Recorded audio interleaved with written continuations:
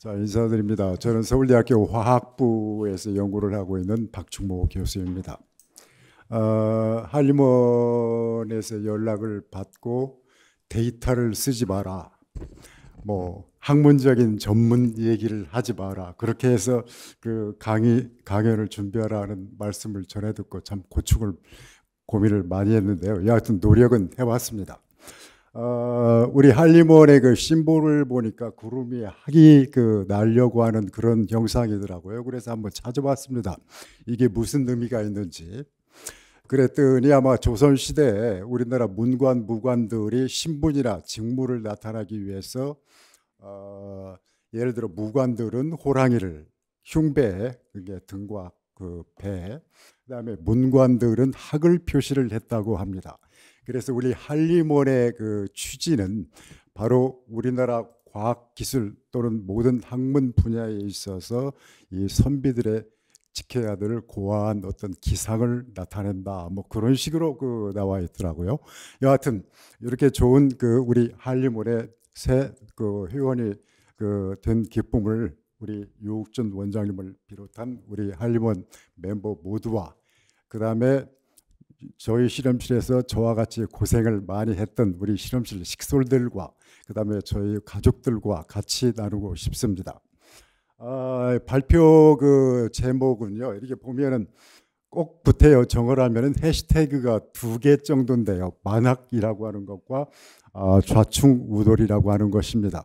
둘 다 뭐 별로 긍정적인 의미는 아닌 것 같은데 제가 과학자로서 지나온 길을 가장 적절하게 나타내는 것이 이 2가지 해시태그가 아닌가 생각이 듭니다.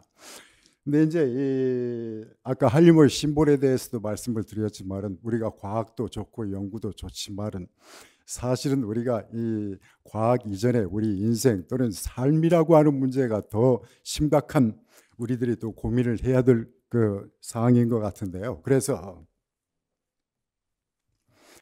이 학문이라고 하는 것을 과학에 국한시키지 않고 고민을 좀 해봤습니다. 뭘로 우리가 정의를 내야 되는 것인지. 제가 만든 결론은 무엇을 어떻게 왜 해야 되는지에 대해서 끊임없이 질문을 하고 여기에 대한 해답을 찾아가는 과정이 아닌가라고 생각을 했습니다. 이런 취지하에 생각나는 것이 이제 찰리 채플린, 영국이 나온 불세출의 영화 배우면서 영화 감독인데요. 이분이 1936년에 감독을 한 모던 타임스라고 하는 무성 영화이고 흑백 영화이고 코미디 영화인데요.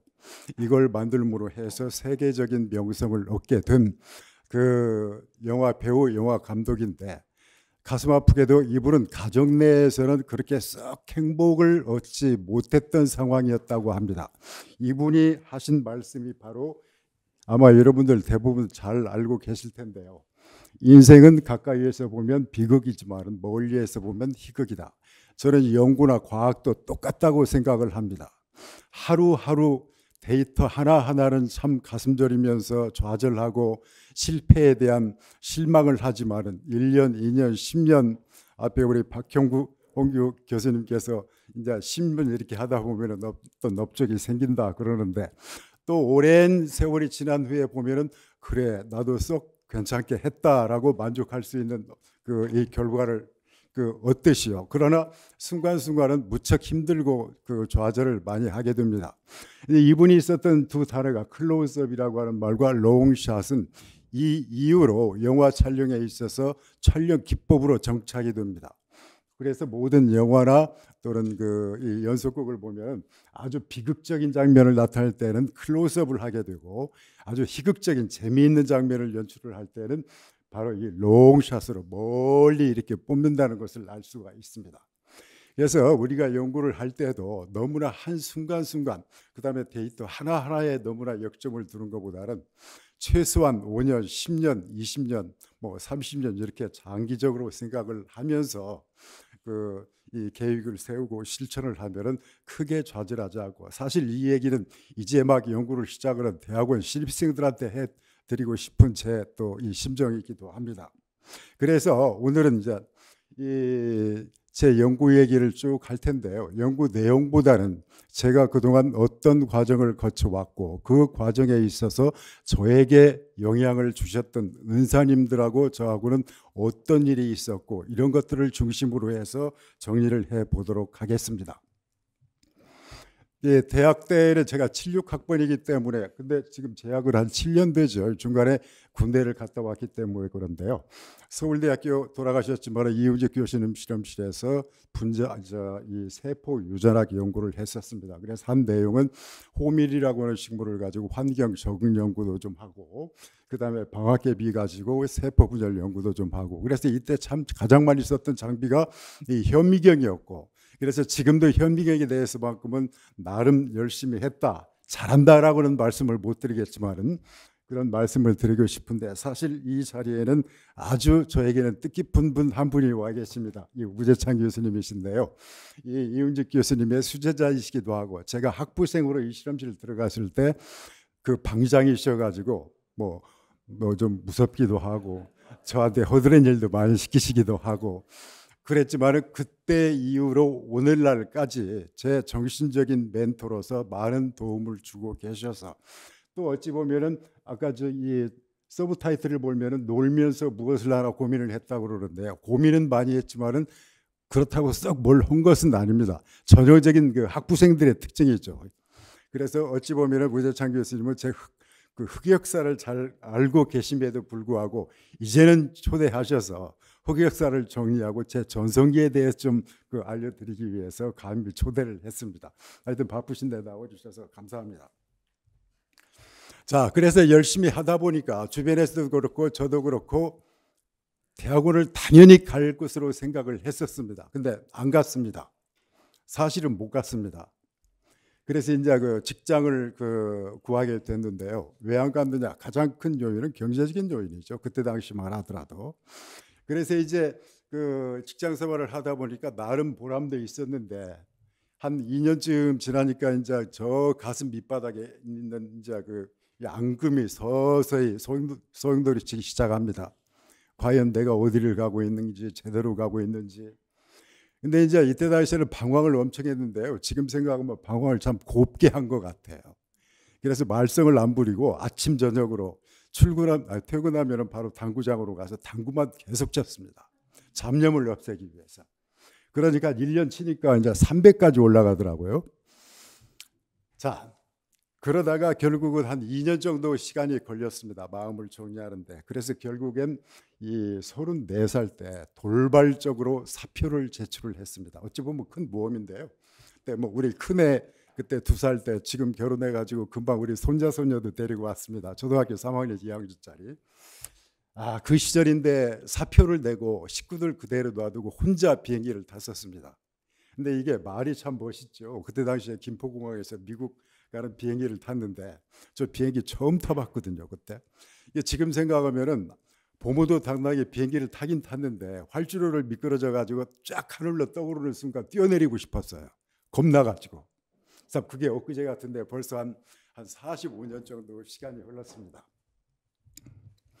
그럼 이제 가끔 지금도 생각을 합니다. 그때 당시에 여러 가지 이유가 있었겠지만은 저로 하여금 저와 같이 보수적이고 내성적인 사람이 왜 그런 결단을 내렸을까? 이유를 곰곰 생각해 보니까 가장 큰 이유는 직장 생활이 너무 편했어요.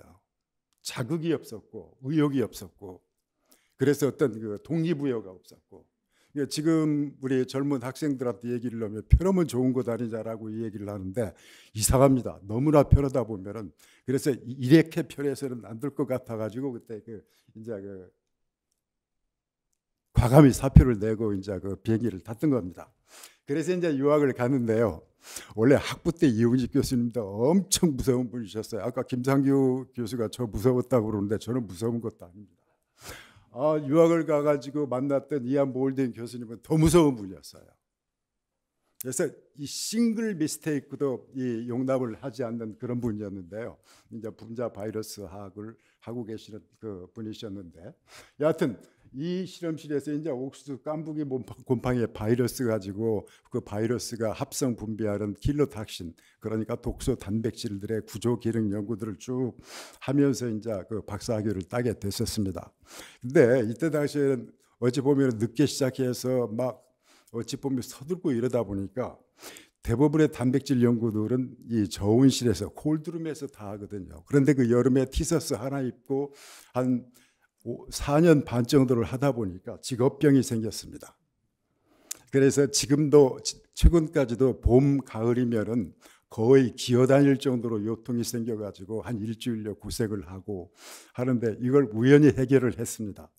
한 3년쯤 전에 한 12kg 정도 다이어트를 했거든요. 그래서 이제 어느 정도 해결이 돼가지고 지금은 크게 이 고통을 받고 있지 않는데요.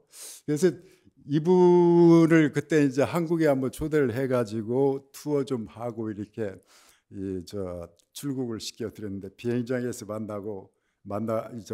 헤어지면서 잠깐 저를 보더만 한 말씀 하시고, 이분이 꼭 그러세요.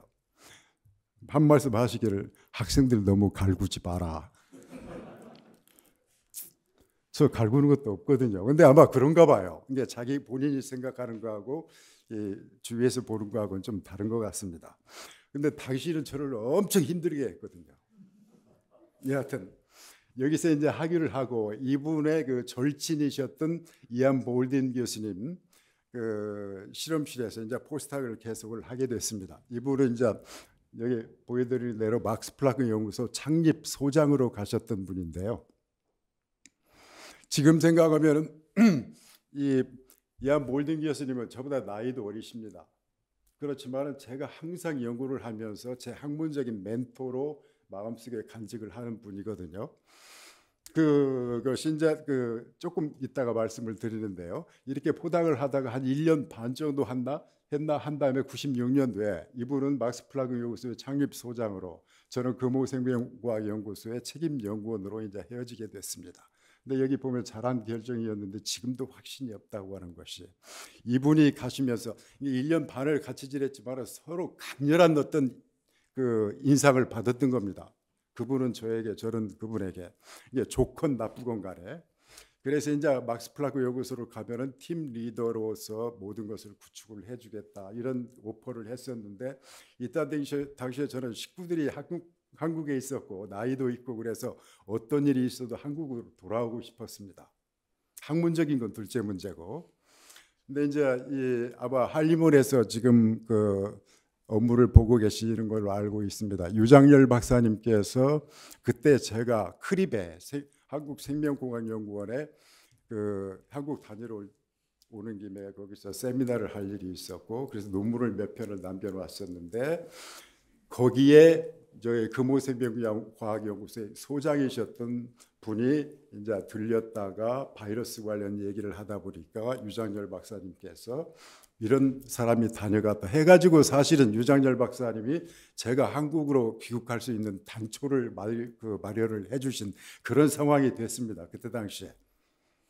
그래서 이제 저는 이 연구를 지금까지 쭉 해오지만은 연구 주제도 중요하고 뭐 연구비도 중요했지만 가장 중요한 것은 사람이 아닌가라고는 그 믿음이 생기게 됐던 건데요. 이분이 왜 지금도 멘토로 생각을 하느냐 하면은 디스커션을 엄청 좋아하십니다. 밥 먹을 때도 디스커션하고, 반대로 저는 밥 먹을 때는 연구 얘기하는 걸 엄청 싫어합니다. 소화가 안 돼요. 근데 이분은 반대로 엄청 좋아하시고. 근데 재미있는 것은 저는 분자생물학자고 이분은 분자생태학자거든요. 그러니까 같은 연구를 하더라도 무엇을 어떻게 관심이 있는 분자생물학자하고 거기에는 전혀 관심이 없고 왜 관심이 있는 분자생태학자하고 디스커션이가 겉돕니다, 이게. 그런데도 항상 재미있게 연구를 했었고, 마지막 이분이 해주신 말씀이 ask plants, 식물에게 물어보자. 이게 지금 따지면은요, 이게 무슨 뜻이었느냐. 저도 명색이 교수이고 그분도 교수니까 아마 하고 싶은 말을 직설적으로는 못 하셨겠지만 이 뜻이었던 것 같아요. 네가 알고 있는 지식, 네가 논문에서 읽은 책에서 읽은 지식을 그것이 전부라고 생각하지 말고 식물의 입장으로서 한번 생각을 해봐라, 이런 뜻이셨어요. 이분은 항상 디스커션 하다 보면 항상 에스크 프레스로 끝났습니다. 이걸 저는 그대로 우리 학생들한테 인용을 하게 됐고요. 그래서 이제 이분은 이 독일로 가시고 저는 이제 금호생명과학을 묵소로 와가지고 뭐 식물 황화 현상이라든지 이게 저 어둠에서 기르면은 콩나물처럼 노랗게 되죠. 빛을 받으면 녹색이 되고, 그다음에 잔디 같은 경우도 놔두면 너무나 겉자라니까 지네틱 엔지니어링을 통해서 덜 자라게 만들고, 이런 재미있는 연구들을 많이 했습니다. 또 연구소에서 회사에서 원하는 연구도 했지만 또 언들도 테이블 실험들도 참 많이 했고, 그 중에 하나가 아마 한국에서는 거의 처음 나갔던 셀 논문이었는데요. 이런 논문들도 발표를 했었습니다. 근데 방황을 했다고 그랬죠. 참 제가 저를 이해를 못하는 때가 가끔 있더라고요. 자, 원래 바이러스를 전공해가지고 식물을 전공하다 보면은 이 주제가 변하니까 물론 스트레스가 좀 있죠. 근데 그것은 큰 문제가 아니더라고요. 문제는 연구 방식이었습니다. 이게 저는 그래서 참 이 지도 교수님들의 그 학생을 보는 식견이라든지 이 눈이 엄청 정확하다고 지금도 믿고 있는 게요. 학위를 하고 포닥을 하고 금호연구소에 자리를 잡았다고 그러니까 귀국 전날 저녁을 사주셨어요. 그래가지고 저 혼자, 식구들은 미리 다 들어와 있었으니까 거기서 이제 제 숙소로 라이드를 해주시고 서로 뭐 굴럭하고 헤어지다가 이분이 한 1분 정도 망설이시다고 그러더만 다시 와가지고 네가 잡을 잡아가지고 가서 한국말로 집에로 초칠 것 같아서 미안한데 꼭 해주고 싶은 말이 하나 있다. 내가 너를 알기로 너는 지시받아가지고 연구를 하는 스타일이 아닌데 어떻게 회사 가가지고 지시를 받으면서 하나하나 실험을 해야 될지 약간 걱정이 된다. 그 뜻이 무엇인지를 몰랐습니다. 그분이 그때 당시에 리서치 프리덤이었고 이런 단어를 쓰셨는데, 이때 제가 힘들었던 것이 우리가 원하는 연구를 원하는 방식으로 하면 큰 문제가 없었는데 지시받은 연구만을 하게 되거든요. 이게 엄청난 스트레스였고 제가 그걸 느꼈습니다. 아침 저녁으로 느끼기를 브레인이 시답되는 듯한, 수동적으로 움직이다 보니까 이게 너무나 힘들었어요. 그래서 지금도 생각하면은 그분이 뭐 저 박사과정 때 별로 관심도 기울이시지 않으면서 혼내기만 한 것 같은데 정확히 보고 계셨구나. 이제 그런 생각을 지금도 하게 됩니다. 그래서 이제 고민을 하다가 뭐 운이 어떻게 됐든지 간에 2002년도에 서울대학교 화학부로 갔습니다. 식물 분자 생물학을 하는 사람이 이제 화학부로, 이 생명과학부가 아니고요. 이 선배님들 계시지만은 연구도 그렇고 삶도 그렇고 자기 마음대로 되는 경우 거의 없습니다. 항상 예기치 않은 쪽으로 이렇게 꼬이고 튀고 그런 것을 경험을 해 나가는데요. 자, 그래서 이제 우리 실험실 멤버들 찍은 사진 하나를 지금 올렸는데요.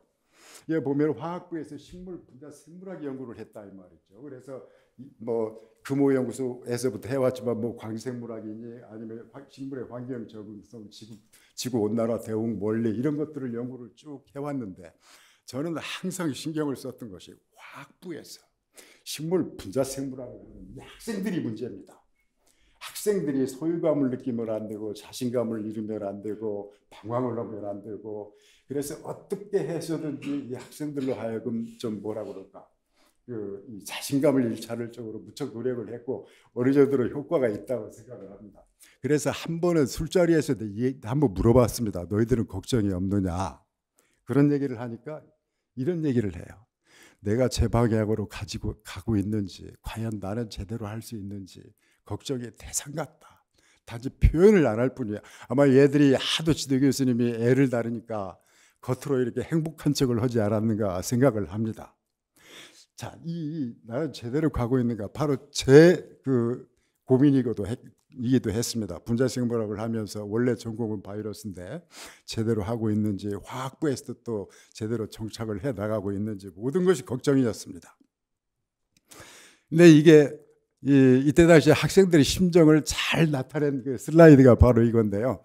제 정년퇴임 기념 심포지움에서 저희 실험실에서 2번째로 졸업을 했나 이 김상규 교수가 이 슬라이드를 인용을 하더라고요. 여러분들 서산대사 하면은 그 제자인 사명대사와 함께 임진왜란때 총칼을 들었던 그 유명한 스님 아니십니까? 이분이 쓰신 시에 그 답술려 중거라고 하는 시가 있습니다. 이 내용을 보면은요, 눈 덮인 들판을 걸어갈 때 어지러이 걷지 말라. 오늘 너의 발자국은 뒷사람들의 이정표가 되리라. 아마 김상규 교수가 저를 뜨끔하게 하기 위해서 인용을 한 것 같지는 아마 다른 취지로 인용을 했을 수도 있는데 저는 뜨끔했습니다. 아, 이때 당시에 학생들의 심정이었을 수도 있겠다. 화학부에서 지금 연구를 하고 있는데 지도교수가 흔들리면 학생들은 더 흔들린다 이 말이죠. 그래서 참 우리 실험실이 아니면 제가 연구를 이렇게라도 아쉽지만은 쭉 해온 것은 제가 잘했다기보다는 참 우리 학생들도 노력을 많이 했구나. 이제 그런 생각들을 하게 됩니다. 그러다가 이제 2011년도에 제가 이제 이 서울대로 간 지 12년 만에 가는 연구전이었습니다. 좀 늦게 갔죠. 막스 플랑크 연구소로 사바티컬을 가게 됐는데요. 아까 포닥대 보스이신 이안 몰든 교수님이 소장으로 계셨던. 근데 이 연구소가 이때 예나라고 하는 도시가 좀 특이한 도시입니다. 광학의 도시예요. 그래서 예나 대학 보면은 세계적인 광학 포토피직스라든지 광물 연구소들이 많이 있었고, 또 여러분들 너무나 잘 알고 계시는 세계적인 현미경 회사인 칼자이츠가 또 여기에 있었고요. 그래서 이제 이때 당시에 한국에서 광물이나 광화학 하시는 분들이 연구전으로 많이 오시기도 했고, 뭐 이제 여기 이 연구전 가기 전부터 그분들이 뭐 런치 미팅이나 이런 걸 하면서 여러 얘기들을 많이 했는데 그 중에 하나가 뭐 이런 얘기였답니다. 저하고도 그랬고, 식물이 관다발이 있고 물관 체관이 있고, 그럼 이 물관이라고 하는 구조가 무엇이냐? 혹시 압틱 파이버 광섬유의 기능하고 비슷하다고 생각할 수도 있지 않느냐? 만약에 그렇다면은 빛이 뿌리까지 들어간다는 얘기인데 목적이 무엇일 것이냐? 들어간다는 얘기는 반드시 이유가 있다는 얘기입니다. 이 자연계에서는. 자, 그래서 이런 이 질문들이 생기니까 그럼 이제 거기서 끝나야 되는데, 그럼 우리 이걸 연구로 한번 해보자. 그래서 이제 흙 속에 이 뿌리가 빛을 인지하는데 왜 인지하는지, 어떻게 인지하는지 연구를 한번 해보자 해가지고, 그때 당시에 뭐 이제 연세대에 계시는 오경환 광물리 하시는 분인데 그분이라든지, 또는 광화학하는 서울대 김지환 교수님, 또 광생물학, 저같이 분자생물학 또는 분자생태 하시는 분들이 큰 팀을 짜가지고 이제 휴먼 프론티어 사이언스 프로그램이라고 G20 포럼, G20 국가 연합에서 제국어는 연구비를 따가지고 연구를 했었습니다. 그래서 이제 이 보면은 여기다가 식물 조직을 이렇게 놓고 압틱 파이버를 통해서 빛을 제공해가지고 식물 줄기를 통해서 빛이 투과하는지, 뭐 간단한 지금 일러스트레이션인데요. 이런 실험을 해서 결론은 빛이 들어가더라. 근데 재미있는 것은 압틱 파이버처럼 인프라레드, 적색광들이 선택적으로 들어가더라. 이런 발견들을 하게 됐던 겁니다. 그래서 이제 이 뿌리로 빛이 들어가는데, 그러면 뿌리가 왜 빛을 받느냐? 내린 결론은 이거였습니다. 이게 뿌리가 외부 환경을 모니터링하더라. 왜 하느냐? 이게 좀 옛날부터 풀리지 않는 질문 중에 하나였는데, 뿌리가 땅속에 들어있지만은 여러 가지 정황상 잎과 줄기의 생장도 모니터링하고 조절을 하더라. 근데 왜 하는지 이런 것들을 잘 몰랐었습니다. 근데 결론은 뿌리가 땅속에 있으면서도 흙 위에 이 환경 변화를, 빛을 변화를 통해서 모니터링 해가지고 잎이나 줄기로 하여금 어떻게 자라라고 오더를 내리는 겁니다. 이 연구 결과는요, 뭐하고 관계가 되어 있느냐면은 1880년도에, 지금부터 약 150년 전에 우리가 진화학자로 잘 알고 있는 찰스 다윈이 뜬금없는 룻 브레인 가설, 룻 브레인 하이포테시스를 주장을 했었습니다. 이 내용은 식물도 동물과 또는 그 이상으로 지능 활동을 하고, 그 지능의 컨트롤 허브인 두뇌가 있을 것이며, 만약에 두뇌가 있다면 그 두뇌는 잎 줄기가 아닌 뿌리에 있을 것이다라고 주장을 하셨던 겁니다.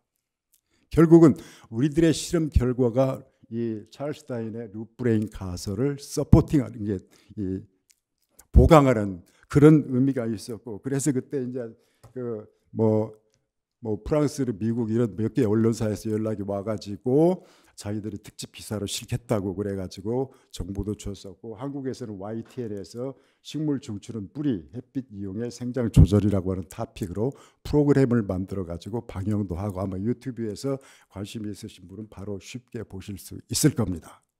그래서 결국은 이 저희들의 결과가 지금은 이제 플랜스 국제 식물학계에서 핫 이슈가 되어 있는 식물의 두뇌 활동 또는 식물의 뇌, 여기에 대해서 크게 기여를 했다고 하는 것이 저희들의 자부심이라면 자부심이 되겠습니다. 그러다가 이제 2016년도에 어느 날, 아마 좋은 일이니까 이름을 그다음에 사진을 밝혀도 괜찮을 것 같습니다. 하여튼 어떤 진짜 멋있는 여자분이 실험실을 방문을 했습니다. 해가지고 나는 미국에서 바이오 아트를 하는 사람인데 한국에 귀국을 해가지고 자기 예술 활동을 계속하고 싶고, 그런데 실험실에서 실험을 배우고 싶다. 그러니까 저도 황당하죠. 뭘 연구를 해서 공동 연구를 하겠다가 아니고 자기는 예술가인데, 하도 어이가 없어서 그때 당시에 이제 여기 몇 분 와 계시면 우리 학생들한테 이런 사람이 왔는데 해도 괜찮겠느냐. 왜 그러냐면 학생들이 바쁘니까 외부에서 좀 희한한 일을 하러 오면 싫어합니다. 근데 의외로 우리 학생들이 흔쾌하게 좋다 해가지고 연구를 시작을 했습니다. 그러니까 이 바이오 아트를 하셨던 김태현 작가라고 하는 분이 실제 분자생물학적인 실험을 했습니다. 한 1년여 정도를 해가지고 한 1년여 후에 이 인공생명의 섬이라고 하는 작품을 만들어서 발표를 하셨는데 저는 몰랐습니다. 하여튼 했어요. 여기 보면은 자기가 만든 유전자 조작 식물을 갈아서 즙을 만들고, 그걸 어떻게 열화상 카메라에 연결을 해가지고 온도 변화가 있는지, 또 한편은 이것이 일종의 살아있는 인공 생명의 섬이다 해가지고 사람의 심장을 형상화해가지고 모형을 저렇게 달고, 재미있는 것은 여기 보면 모니터가 있는데요. 이때 작품을 완성할 때쯤에서 협업을 한 나와 당신이 인터뷰를 좀 해야 된다 해가지고 저도 좀 인터뷰를 했었습니다. 근데 이제 몇 번 제가 소개했던 에피소드지만, 여기서 제가 그랬어요. 이게 나는 과학을 하는 사람인데 과학자 입장으로 봐서는 이게 말이 안 된다. 그러니까 이 김태현 작가께서 그랬거든요. 이게 만약에 말이 되면은 교수님의 과학이지만은 말이 안 되기 때문에 내 예술이다. 이게 어찌 보면은 과학을 지금까지 저는 해왔는데 모든 머릿속에 들어있는 모든 것들은 전부 데이터 아니면은 지식 이런 것들이었습니다. 뭔가 좀 여유를 가지고 넓게 봤었어야 되는데 이때까지만 해도 융통성이 너무나 없었다는 것을 이때 느끼게 됐던 겁니다. 그래가지고 결국은 이분이 아마 이 용인에 있는 백남준 아트홀에 디스플레이도 시키고, 여기서 상인감을 받아가지고 서울의 대학에 자리도 잡고 그러는 웃지 못할 해프닝이 벌어졌습니다. 그래서 이 일을 통해서 사이언스라고 하는 것은 정확하고 정교하고 팩트가 중심이 되긴 하지만은 반드시 그것이 전부는 아니겠다라고 하는 어떤 여유를 가지게 되기도 했습니다.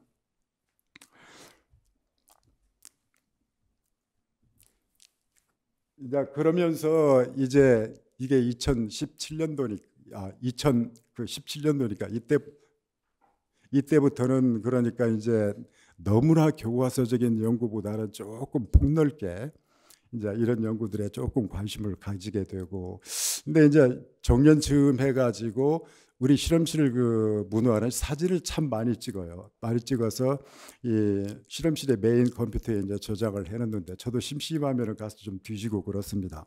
어떤 재미있는 사진들이 있는가. 근데 눈에 띈 것이 바로 이 한 쌍의 이 사진이었습니다. 문제는 왜 이런 사진을 찍어놨는지는 모르겠어요. 왼쪽은 여기서 왼쪽은 정면으로, 오른쪽은 똑같은 멤버들이 그대로 돌아서 가지고 사진을 찍었더라고요. 근데 제가 이걸 보면 참 재미있었던 것이, 여기에서는 사람만 보였는데 이게 지금 과천의 어떤 음식점이었기 때문에 저 산 너머에는 서울입니다. 이 고개는 남태령이고, 여기서 보면은 갑자기 산등서리가 보이고 꽃이 보여요.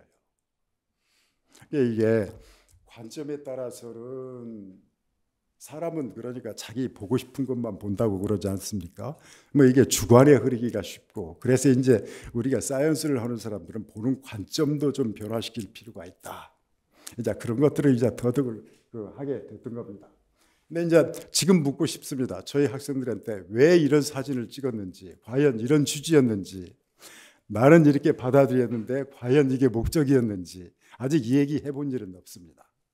그래서 이제 지금도 연구는 하고 있지만 어떤 연구를 해야 될 것인가, 이제는 좀 틀에 박히지 않은, 틀려도 좋으니까 이제는 조금 넓게 보면서 보는 방향도 좀 변화시키면서 이런 연구를 좀 해보고 싶은 것이 제 남은 희망사항이라고 볼 수가 있습니다. 될 것인가 되지 않을 것인가 저도 모릅니다. 단지 연구를 할 수 있을 때까지 최선을 다해보는 것이 제가 할 수 있는 유일한 길이라고 생각이 듭니다. 다행인 것은 이제 우리 한림원의 새 회원이 돼가지고 한림원에서 추구하는 뭐 과학기술 정책 또는 뭐 프로그램 이런 것들에 직접 참여해서 제 연구뿐만이 아니고 또한 우리나라의 과학기술 발전에 기여를 할 수 있는 기회를 가지게 된 점이 무척 기쁘고, 이걸 여러분들과 같이 나누면서 제 발표는 여기서 마치도록 하겠습니다. 감사합니다.